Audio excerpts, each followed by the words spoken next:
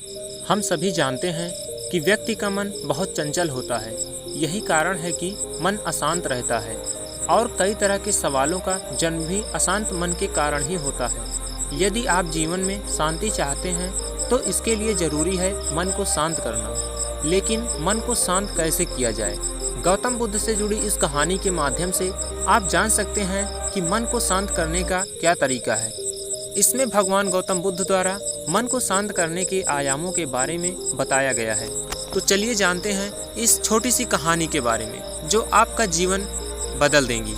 एक बार एक लड़का गौतम बुद्ध के पास जाकर कहता है, मेरे जीवन में बहुत अशांति है, कृपया करके आप मेरा मार्गदर्शन कीजिए जिससे कि मैं इस अशांति से छुटकारा पा सकूं। गौतम बुद्ध लड़के से जीवन की अशांति का कारण पूछते हैं।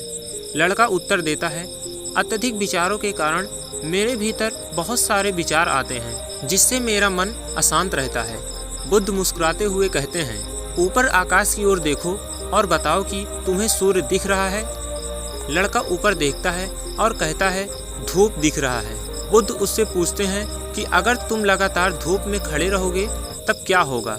वह कहता है, मुझे अत्यधिक गर्मी लगेगी और शरीर में बेचैनी होगी। बुद्ध लड़के से कहते हैं कि अगर धूप में खड़े रहने से तुम्हें गर्मी लगती है तो इससे दोष किसका है, सूर्य के ताप का या तुम्हारा?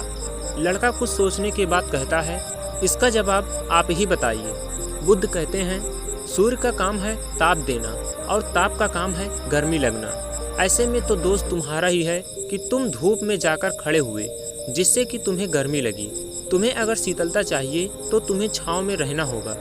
ठीक इसी तरह चंचल मन का भी स्वभाव होता है और विचारों की भावना को जागृत करना।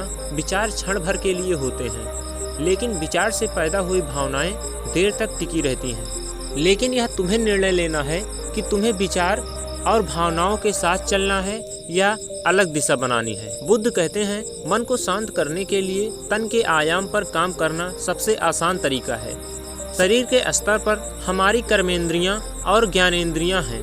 कर्मेंद्रियां कर्म और ज्ञानेंद्रियां ज्ञान से जुड़ी रहती हैं। इससे हम अपनी संवेदनशीलता को बढ़ा सकते हैं, यानी हम जो भी काम करें उसे आनंद के साथ करें। मन के आयाम से हटकर तन के आयाम पर जाने से ही तुम्हारा चित्त शांत होगा। ऐसा करने से तुम मन के आयाम से हटकर शरीर के आयाम पर आ जाओगे। ठीक उसी तरह जैसे तुम धूप से हटकर छांव में आ सकते हो। मन के आयाम से हटने पर तुम्हारी जागरूकता तन पर आ जाएगी। जब तुम तन के आयाम पर काम करोगे तब तुम्हारा चित्त शांत होगा। इसलिए हर काम को तन के आयाम पर करने से मन स्वतः शांत हो जाता है। अपने मन के विचार और भावनाओं को नहीं बल्कि सुर को सुनो। लड़का बुद्ध से कहता है, अपने भीतर के सुर को कैसे सुने?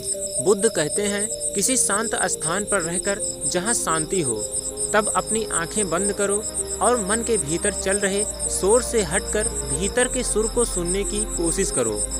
सुर निरंतर चलता रहता है लेकिन बाहर के शोर के कारण तुम अपने मन के भीतर चल रहे सुर को नहीं सुन पाते हो। जब तुम अपने दोनों कानों को अपने हाथों से बंद कर दोगे तभी मन के सुर को सुन पाओगे। इस तरह तुम मन की अशांति से दूर हो जाओगे और तुम्हारा मन शांत हो जाएगा।